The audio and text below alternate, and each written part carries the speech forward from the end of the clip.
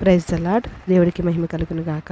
ప్రతి ఉదయం దేవునితో అనే ఆధ్యాత్మిక కార్యక్రమానికి మిమ్మల్ని అందరినీ ఆహ్వానిస్తూ ప్రభు పేరట మీ అందరికీ వందనములు తెలియజేస్తున్నాను. ప్రతి ఉదయం దేవునితో మనం సమయాన్ని గడపాలి. ఎవరితో మాట్లాడకముందు మనం దేవునితో మాట్లాడాలి.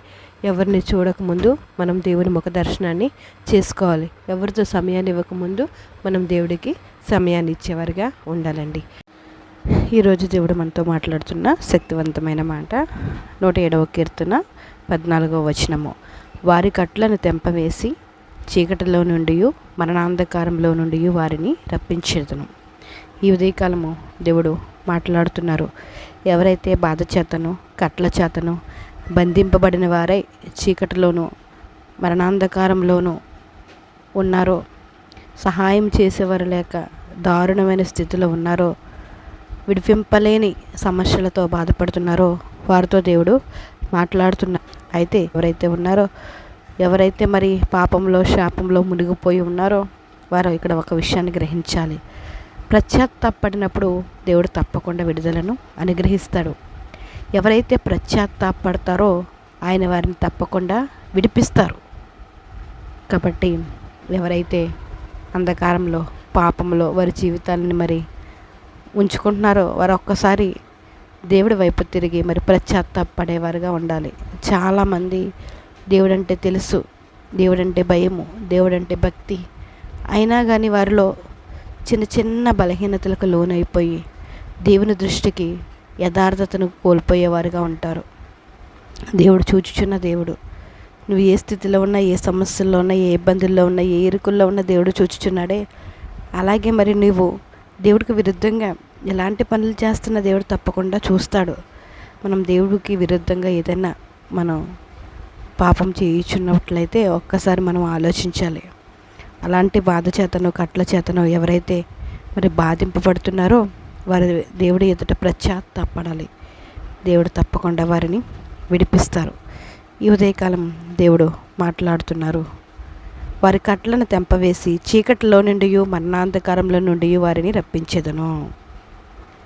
ఎవరైతే మరి ఇబ్బందికరమైన పరిస్థితుల్లో దేవునికి మరి వ్యతిరేకమైన చీకటి సంబంధమైన మరి పనుల్లో మునిగిపోయి దేవుడికి విరోధంగా ఉంటున్నారో వారిని దేవుడు రప్పిస్తారు. అలాంటి బాధల నుండి కట్ల నుండి మరి దేవుడు విడిపిస్తారు. ఎప్పుడంటే వారు పశ్చాత్తాపడాలి. దేవా, నిజమే తండ్రి, నీకు విరుద్ధంగా నేను ఇలాంటి పాపం చేయుచున్నాను, నన్ను క్షమించండి, మరలా ఇలాంటి పాపము జోలికి నేను వెళ్ళను అని ఎవరైతే మరి దేవుణ్ణి వేడుకుంటారో పశ్చాత్తాపడతారో దేవుడు తప్పకుండా వారిని విడిపిస్తారండి. ఈ ఉదయకాలం దేవుడు సెలవిస్తున్నారు. పాద చేతను కట్ల చేతను బంధింపబడిన వారై చీకటిలోను మరణాంధకారంలోనూ ఎవరైతే ఉన్నారో వారు దేవుడిని అడగండి, పశ్చాత్తాపడండి, దేవుడు తప్పకుండా వారిని విడిపిస్తారు. యెషయా గ్రంథము 42వ అధ్యాయము 6-7 వచనంలో, గుడ్డివారు కన్నులు తెరచుటకును బంధింపబడిన వారిని చెరసాలలో నుండి వెలుపలకు తెచ్చుటకును చీకటిలో నివసించి వారిని బందీగృహంలో నుండి వెలుపలకు తెచ్చుటకును యెహోవానగు నేనే నీతి విషయంలో నిన్ను పిలిచి నీ చేయి పట్టుకుని ఉన్నాను. నిన్ను కాపాడి ప్రజల కొరకు నిబంధనగాను అన్యజనులకు వెలుగుగాను నిన్ను నియమించి ఉన్నాను. దేవుడికి మహిమ కలుగును గాక. మరొకసారి దేవుడు సెలవిస్తున్నారు. గుడ్డివారి కన్నులు తెరచుటకును బంధింపబడిన వారిని చెరసాలలో నుండి వెలుపలకు తెచ్చుటకును దేవుడు సమర్థుడు. చీకటిలో నివసించి వారిని బందీగృహంలో నుండి వెలుపలకు తెచ్చుటకును దేవుడు మాత్రమే సమర్థుడు. నీతి విషయంలో నిన్ను పిలిచి దేవుడు నీ చేయి పట్టుకుని ఉన్నాడు. నిన్ను కాపాడి అన్యజనుల ఎదుట ఒక గొప్ప సాక్షిగా దేవుడు నిలవబెట్టడానికి సిద్ధంగా ఉన్నారు. అన్యజనులకు ఒక వెలుగుగా నిన్ను నియమించడానికి ఆయన సిద్ధంగా ఉన్నారు. కాబట్టి ప్రియజన్మ, ఒక్కసారి నీవు జ్ఞాపకం చేసుకో. ఎవరైతే చీకటి శక్తుల చేత మరి బంధింపబడి పీడింపబడుతున్నారో, పాపంలో మరి కూరుకుపోయి దేవుడికి విరోధంగా ఉన్నారో వారు ఒక్కసారి దేవుడి ఎదుట పశ్చాత్తాపడండి. దేవుడు విడిపించడానికి నీ కొరకు నిన్ను నీతి విషయంలో అన్యజనులకు వెలుగుగా నియమించడానికి ఆయన ఎంతో ఆశగా ఎదురు చూస్తున్నారు. దేవుడిని ఎప్పుడు అది కావాలి ఇది కావాలని అడగడమే కాదు, మన జీవితం, మన వ్యక్తిగత జీవితము ఆయనకి ఇష్టంగా పవిత్రంగా ఉండాలని కూడా దేవుడిని మనం ఎప్పుడూ కూడా అడిగేవారుగానే ఉండాలి. దేవుని ఎదుట మన యథార్థతను మనం ఎప్పుడూ కూడా కాపాడుకునేవారుగానే ఉండాలి.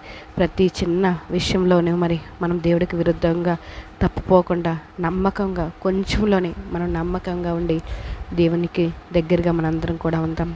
ఈ ఉదయకాలము ఎవరైతే ఒకవేళ దేవుడికి విరోధంగా మరి పాపంలో చీకటిలో కూరుకుపోయారో ఒక్కసారి పశ్చాత్తాపడండి. దేవుడు మిమ్మల్ని విడిపించడానికి సిద్ధంగా ఉన్నారు. ఈ మాటలు దేవుని వినికిట్లో ఫలించిన గాక. ప్రార్థన చేసుకుందాం. జీవం కలిగిన దేవానికి వందనాలు, స్తోత్రాలు. ఈ ఉదయకాలం నేను మీరు మాతో మాట్లాడారు. ఇదిగో ఎవరైతే చీకటిలో పాపంలో నేను మునిగిపోయి ఉన్నారో అట్టి వారిని నేను మీరు విడిపించండి తండ్రి. వారి తప్పును వారు తెలుసుకుని పశ్చాత్తాపడుతుండగా మీరు పరిశుద్ధులు పట్టించుకుని వారి కాడిని మీరు తెంపండి. చీకటిలో నుంచి వారిని విడిపించండి. వెలుగులోకి నడిపించండి. నీతిమంతులుగా వారిని మీరు మార్చండి. మీకు ఇష్టమైన బిడ్డలుగా వారు ఉండడానికి మీరు సహాయం చేస్తారని, సమస్త గంట మహిమ ప్రభావం మీరు పొందుకుంటారని ప్రభువుని యేసు నామములో అడిగి వేడుకుంటున్నాం మా పరమ తండ్రి. ఆమేన్. Praise the lord. అందరికీ వందనములు. దేవుడు మిమ్మల్ని దీవించి ఆశీర్వదించును కాక.